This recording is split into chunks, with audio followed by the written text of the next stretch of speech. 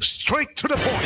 Okay, atong balikan may gala. Kini magong kaso, ang presentation of evidence, part pa man karon, di pa man karon mahigala sa prosecution.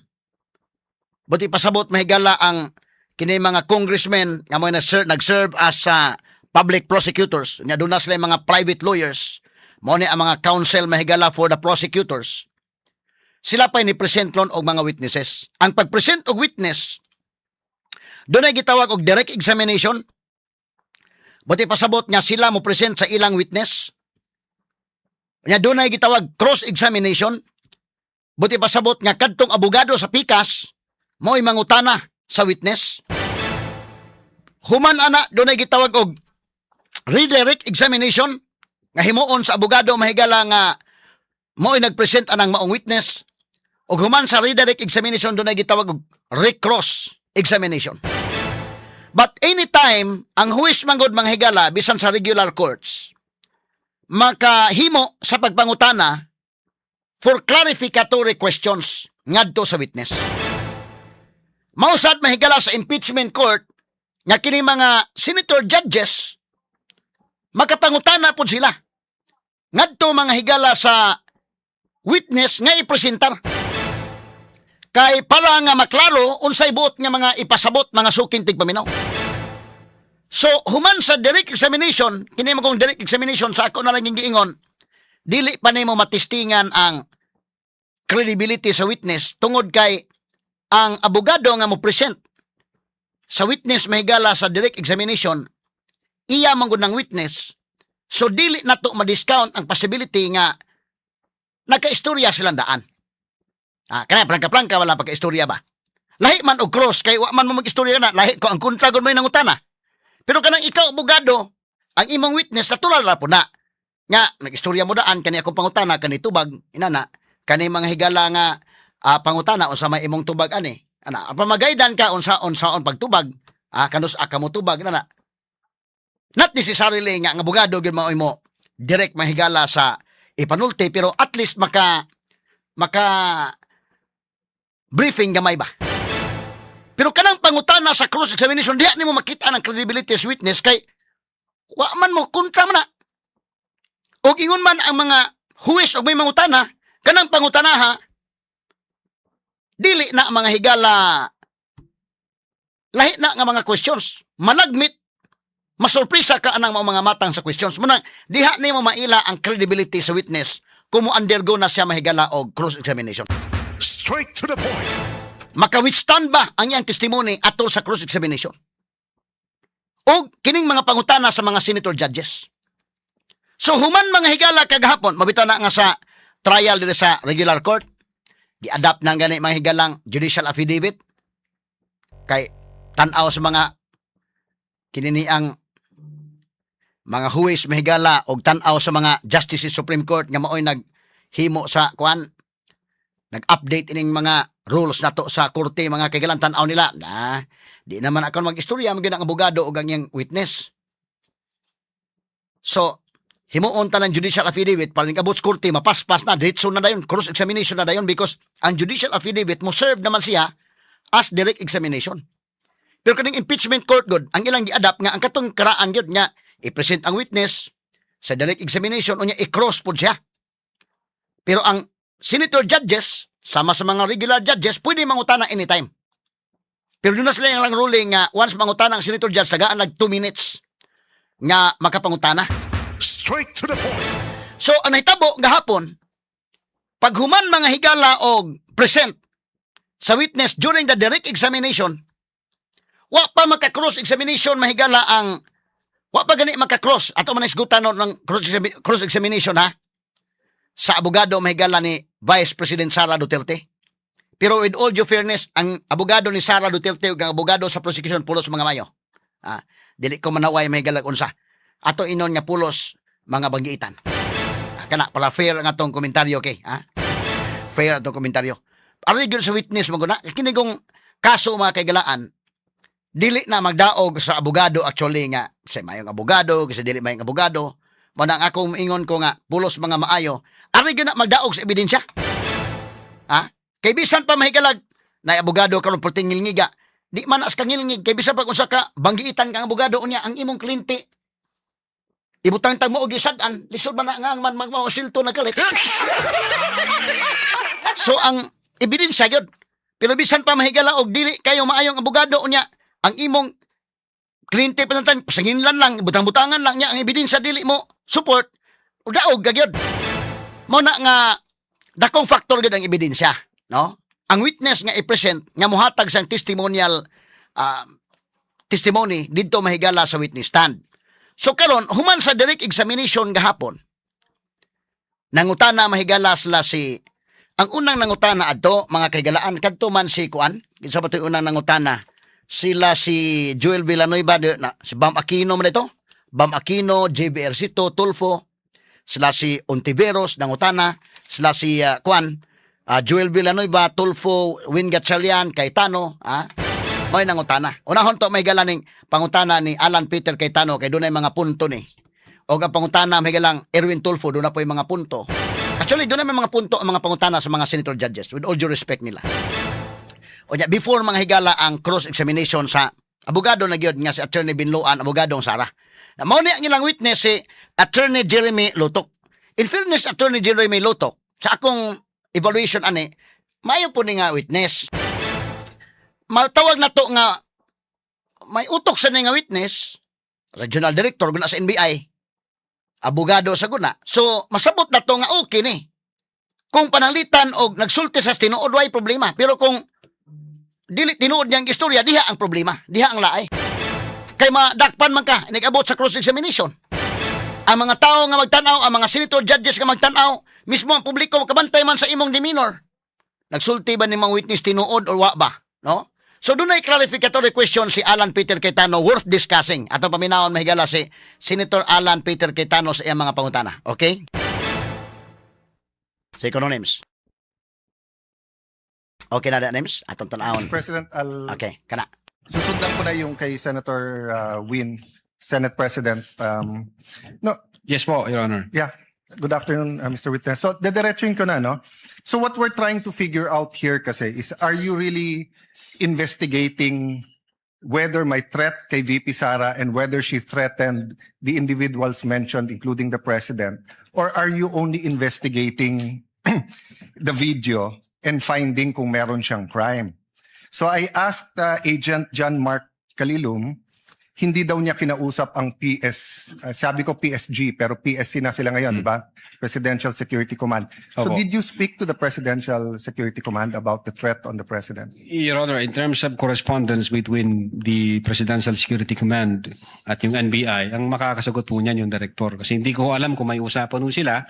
Meron po kasi kaming tinatawag na need to know basis. Ang focus lang po namin Yes. The problem with your answers, Witness, is that kung yan ang sagot mo parati, hindi mo inimbestigahan ng husto.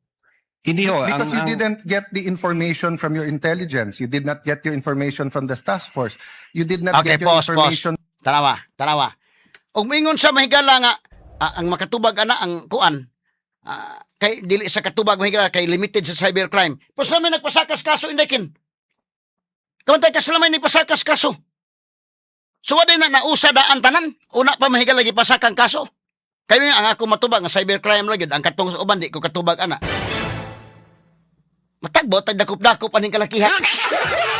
Straight to the point. Nang atong balikan may gala ang pangutana ng Alan Peter Cayetano. Punto gyud kay ang pangutana ha. Punto gyud.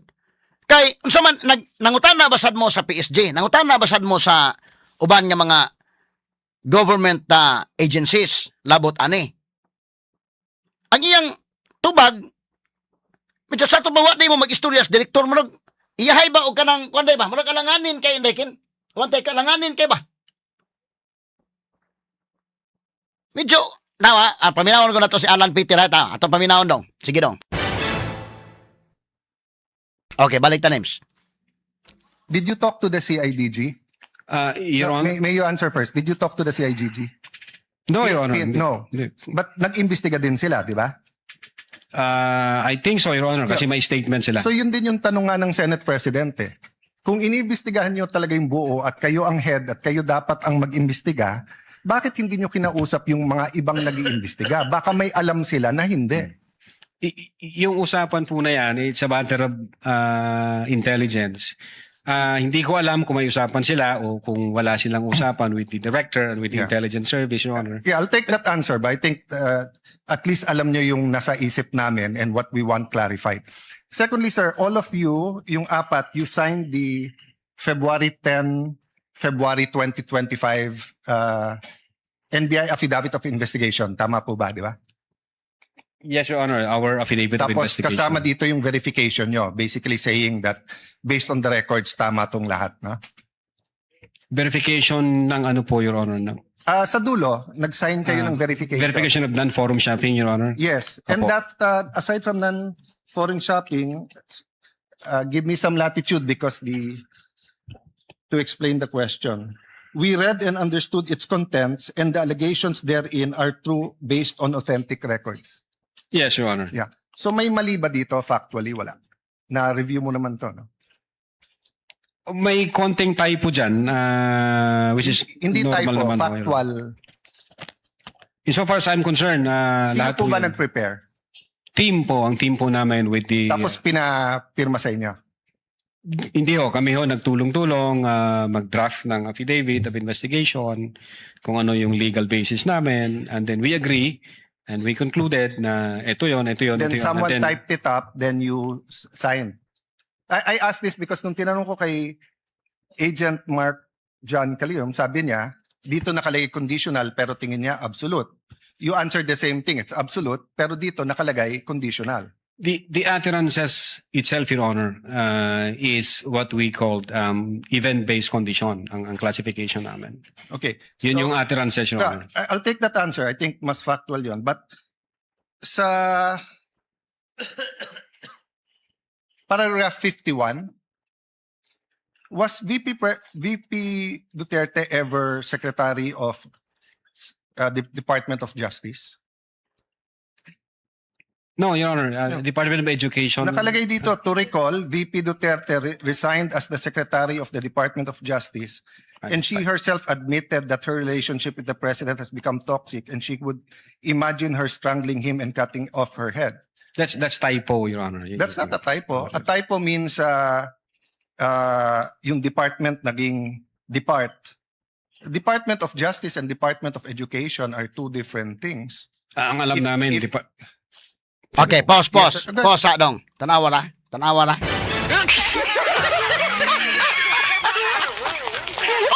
Kada kong diferensya ng Department of Justice o Department of Education.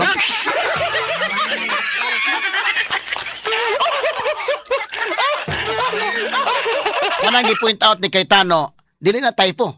Kanang department na depart or baka ang Department of Education na Department of Eduk.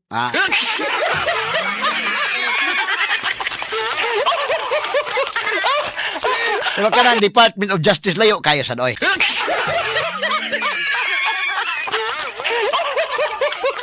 Huwag nila ma-review daan ng ilang affidavit nga kadugay panahon. Kaduhan na gud ning impeachment ni Sara. Ang unang impeachment mga higala, gi-dismiss. Unya gi-refile. Subot pasabot ang taga-NBI. Nagkiat lang sila aning ilang affidavit. Kada ba pangutan na ba lang? Pangutan na ba lang? Kay bisag gid sa pangutan-on nimo, lahi kayo labi pag ang Department of Justice, lahi kayo nas Department of Education. Ang nga mag-imo inon nga na ko ana labi pag Department of Public Works and Highway samot kalayo, no? So marasag na kuan sa iyang pagkatubag taon, ha? Wa din niya ma-review ni pag present dito sa korte, wa din ma-review daan.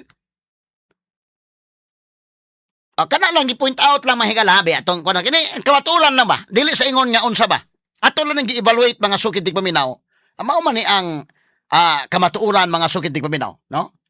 So atong ipadayon mga kigalaan, daghan ta mahigala mga naminaw sa radyo, dili mahigala sa Facebook o dili sa YouTube. Okay, salamat kayo sa pagpaminaw. Doon na po iban mahigala nga maminaw mahigala na sa Facebook nga nasakitan sa tong komentaryo. Unsa sakit gini kamatuoran? Kana sa Cayetano may nangutana ana. Iyang gi-point out nga lahi man ang Department of Justice o Department of Education kalayo ra ana. Si Sara nahimo sang sekretary sa Department of Education pero wa sa mahimong sekretary sa Department of Justice. Oh. So dapoy uban mahigala nga unsa man nagiganahag paminaw nako kay naman sa Facebook unya magsigig panaway. Sige lang pasagdi lang kay na-assign ka na nga trolls ng uban.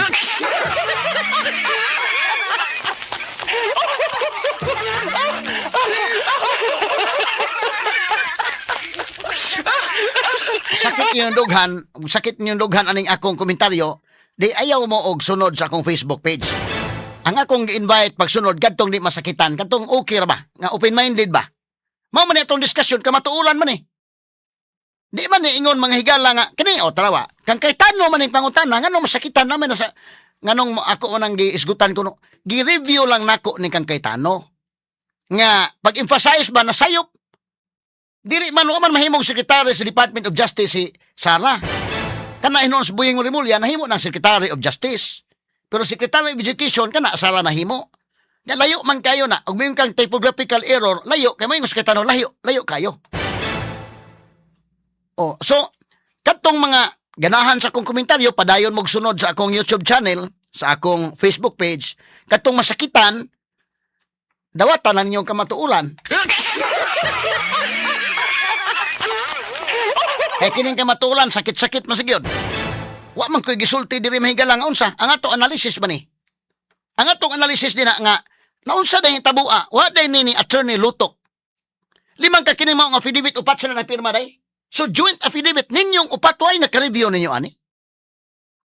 Unya, unsa kadugay na ning mga affidavit. Before ni na-present na sa impeachment court, charo naman. Mao kana nga makapagutan na balang taba. So ang masakitan, di kauyon sa tong komentaryo sakit paminaon naman po ibang nga giganahan. Di katong giganahan, padayon mo paminaw para nindot inyong kabuntagon. Katong sakit inyong dughan sa akong komentaryo, paingon lang ko nga, di ayaw lang mo og sunod. Sikitan mo. Ang kinigod alang ni sa mga open-minded. Kay kini mahigala nga puryabuyag atong programa overall number 1 station. But pasabot, doon ay daghan nga naminaw o gusto ka matuoran. Sabot pa sila sa itong komentaryo, kini mo eksakto on point yung komentaryo. Otherwise, di mo ganahan minaw nako.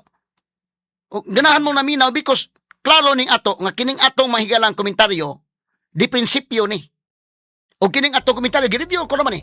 Daghamay mo, review naman kang kay tano man yung pangutana. Kay tano man yung pangutana. Pero mo lagi na, kung na-assign mahigala nga na-assign diri nga trolls, asag di lang kay maor po na ilang panginabuhi.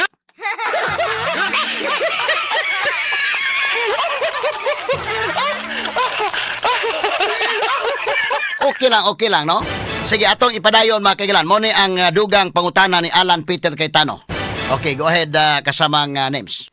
Education ang alam ko. Yeah. So, kasi I just filed my counter affidavit sa ombudsman about yung obstruction of justice. Ilang beses ko kailangang basahin kasi nga pag may mali, pinirmahan nyo na sinasabi nyo, no? But anyway, going back to the condition, you mentioned the case of SPO2 Hamata. Yes, sir. But isn't it true that the lis mota of that case was really res judicata and double jeopardy? Meaning, hindi tinake up ng Supreme Court. Yes, sir. Di ba? Opo. So that Okay, wasn't, pause. Kanang gikot nga kaso, mga kailan, but pasabot res judicata ang basis Supreme Court pag-dismiss anang maong kaso. Dili mahigala katong merits, kay iya man ang gikot ning maong kaso. So, sayop ang pagka-quote anang maong kaso. Okay, proceed kasamang names. on point. Kasi I was going to ask, is there a difference if the condition is legal or illegal? Diba? So halimbawa, pag sinabi ko sa yung, pag natanggal akong Senate President, patatanggal din kita. Okay. Unang-una, legal naman akong tanggalin na Senate President. We always vote. There's nothing there. But if illegal, pag pinapatay mo ko, papapatayin din kita. Is there a difference if the condition of why I will act or why I'm threatening you is an illegal act? Well, under the law, Your Honor, it says there that even the condition is unlawful. So, regardless of the nature of the condition, Yes. sir. No, I want to get lang into your mind when you sign this because nga medyo novel yung case to for me. Even as a lawyer, I have to do more research and see anong ibig sabihin nito grave threats dito because you keep mentioning, we keep mentioning here that this is the second highest official in the land, and therefore pag trinete niya ang Pangulo. But who was the Vice President claiming na pwedeng magpapatay sa kanya? Okay, kini, posa dong. Kini. Aligre ning mga pangutana may lang. Dunay laom-laom mo pasabot ini. Straight to the point.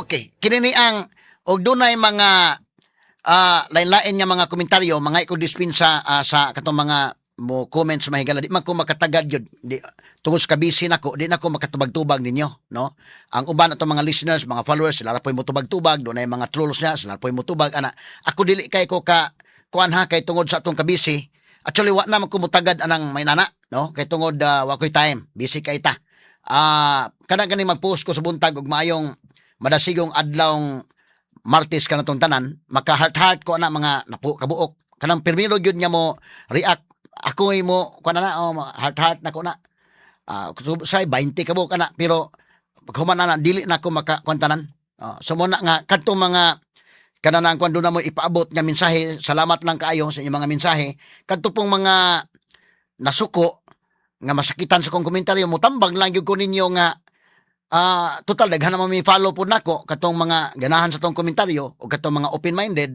o gusto masayod mahigala sa tong explanation do na may iban nga open-minded lang, gusto sa masayod, onsay, but pasabot, ani ana, padayon mo sa pagsunod.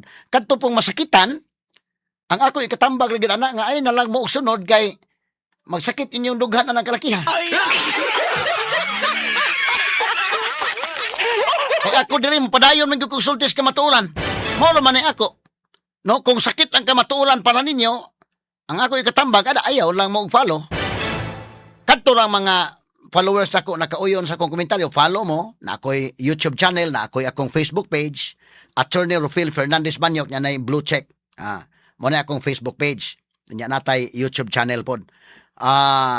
Ang atong followers dito na kay doon ay mga tanang nga kwan kanang atong followers nga niabot na ta og 907,000 ka mga followers. Mao na akong Facebook page. Kuan man guni ikatulo na mga nako ning Facebook page kay katong una mahigala sus na wagtang man ikaduha na wagtang sad so kining ikatulo ato ning ampingan mahigala nga okay na ni kay at least makatabang man ta sa itong mga igsuon listeners to as gawas nasod magsunod sa tong Facebook o sa YouTube so ako mong ipa-follow kadto lang ganahan mo follow katong ganahan mahigala open-minded ana unya kanana ang gusto masayod sa mga butpasabot ani no sa itong mga explanations inana follow mo kadtong masakitan sa akong dawi ko mo komentaryo, pala nila sakit. Murag sakit landughan, kadugayan mo butog yun na. So kambagan na lang ko daan nga, ayaw na lang og follow, no? Ayaw lang paminaw kay magsakit imong dughan, no? Anak na lang, kay kinini ang, para man is open-minded, kining akong programa. Kining kamatuulan gud sakit man. Gawas og binayran po ka nga trolls ka na asahin da mo follow pugos kag follow kay soldado man ka.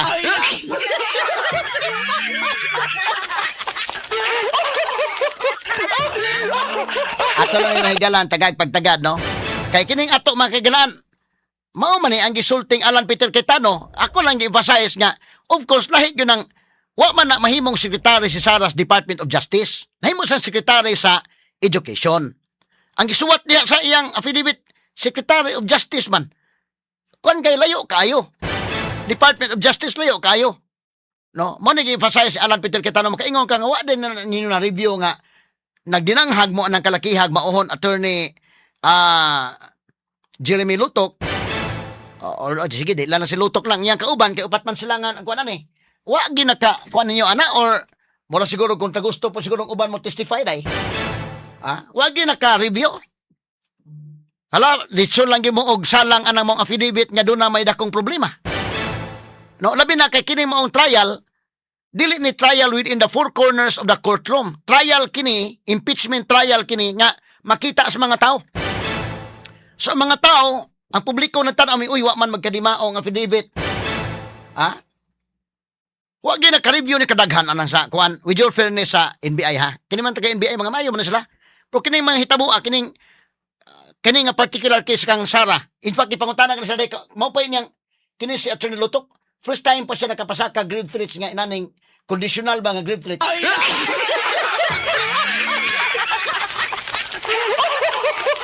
So, ka na mahigala ito paminaw tiwa si Alan Peter Cayetano para ito madiscuss mahigala. Sige, proceed ko no dong.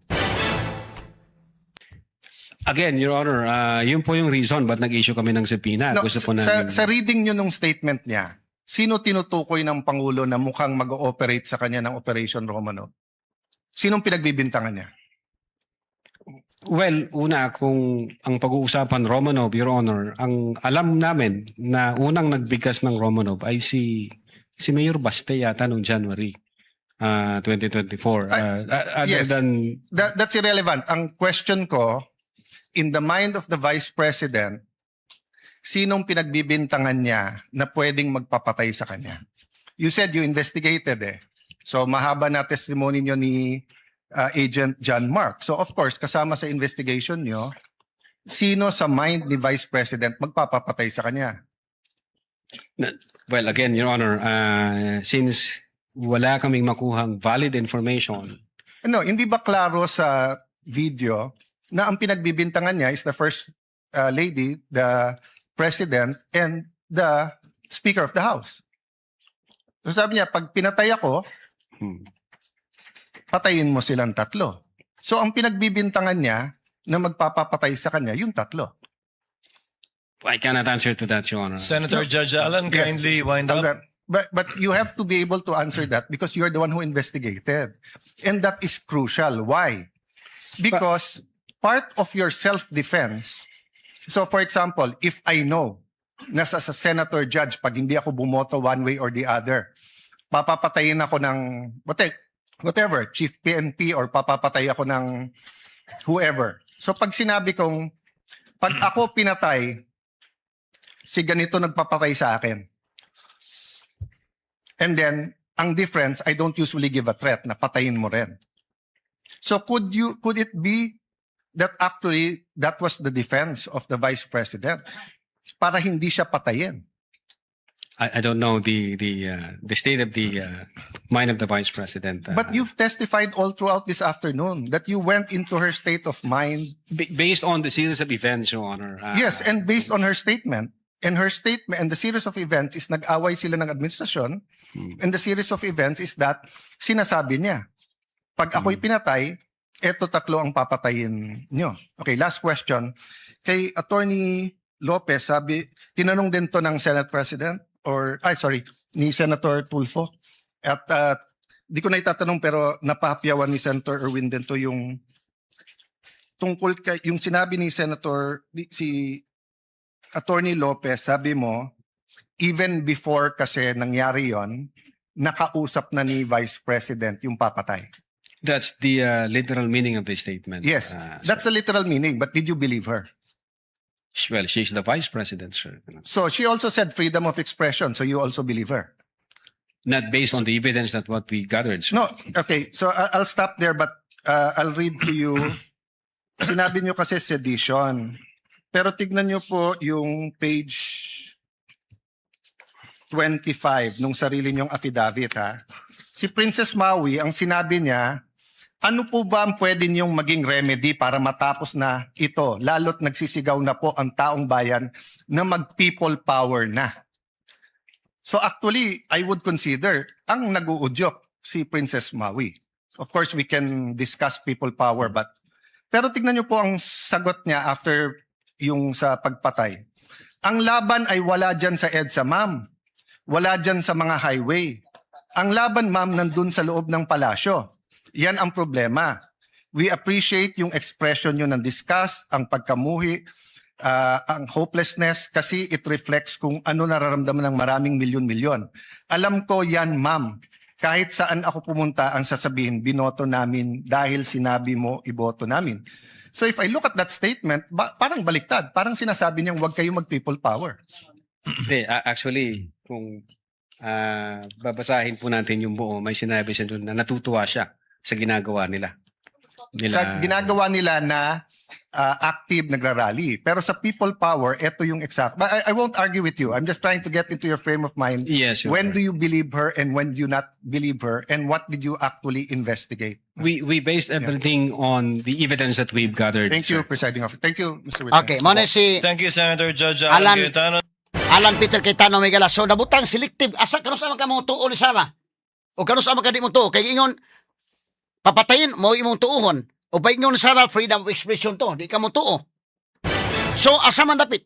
Mo ni nga gi ayo sa og grill mahigala pero sige lang atang pabawson si Senator Erwin Tulfo be kay si Cayetano ari mo na speakers nga habig basin og do na bay inana ba. Be ato ba minawon si Senator Erwin Tulfo sa iyang pangutana. Sige ko no dong, nana ba na dong? Okay, gamay lang kayo. Sige, i-prepare sa gamay names. You have 2 minutes, sir. You may Ato- proceed when you're ready. Atong tak na alas 9:36 na kini nga portion tod grato may gala sa seed element oil. Mga kapanyawan pait ang kahimtang sa panahon karon apan dunay maayong balita gikan sa pait kana ang seed element oil nga may mohatag og kahupayan sa tong giantos nga mga balatian sama sa pamaol, panuhot, arthritis, mga piang-piang, katol-katol sa panit, biri-biri, hubag-hubag, buni, pinakan sa gagming mananap o mga insekto, bisan ang lamok dili makaduol o dili makapaak. Ang sakit nga dinggi malikayan usab. Busa gamit na mga kapanyawan sa seed element oil ang atong katambayayong sa kapaitan. Seed element oil ginama sa seed pharma o gyapon-apod sa seed marketing. Basta seed marketing tatak magaling. Straight to the point. Okay, atong i-check ko no si Senator Erwin Tulfo dong nangutana man sad siya. Proceed ko no names. Senator Judge Tulfo Irwin is recognized. You have 2 minutes, sir. You may proceed when you're ready. Thank you, Mr. President or Presiding Officer. I'd like to direct my clarificatory question to the witness on the stand, Mr. Presiding Officer. Attorney Jeremy Lontok, Opo, Your Honor. what findings, if any, convince the NBI the motive of the respondent to kill the president and 2 other people? Meron po bang kayong nakitang motibo? Kasi maaari pong sabihin lang nung isang tao sa sobrang galit niya na pag-usapan na po kanina yan, di ba? Spur of the moment. Pero did you find any motive? Bakit niya po gagawing patayin ang Pangulo? Yes, Your Honor. As I've said before, when we take into consideration all the facts and circumstances surrounding that issue, nagkaroon ng hindi magandang relasyon yung dalawa, and then nagbato na ang Vice Presidente ng mga salitang mabibigat laban sa Presidente. Pinapakita doon sa October 18 na toxic na nga yung relationship nila. Galit na galit si Sara dahil sinasabi ng Vice Presidente is politically motivated yung pag-attack sa kanya. And then at the same time, pinagtutulungan siya ng buong gobyerno. So, then na-trigger ho yun, if my memory serves me right, nung incident nangyari noong 23 November 2024. So parang nagpatong-patong na ho siya, convolution ng iba't ibang issue. So nakita ho namin talagang galit ang Vice Presidente sa Presidente. Okay. So you saw that the Vice President is very angry, right? Galit po siya. Did the investigation uncover any evidence, if there's any, that the respondent had taken steps to carry out these threats or these statements that she made in public and online? Did you have or did you cover any evidence? Your Honor, insofar as the Cybercrime Division is concerned, we focuses on the investigation on the alleged grave threats and inciting to sedition. Ngayon, pagdating doon ng whether or not meron na-execute na o may inutusan, I think ang makakasagot po niyan, Your Honor, yung aming director kasi sa kanya po yung pool ng information. At the same time, yung jurisdiction na yan, nasa intelligence service po namin. Kami ho nasa investigation service. So, insofar as the NBI, Cybercrime Division is concerned at that time, nakafocus ho kami sa grave threat and inciting to sedition. But insofar as whether meron na bang in-engage ang Vice Presidente, jurisdiction ho yan ng aming intelligence service.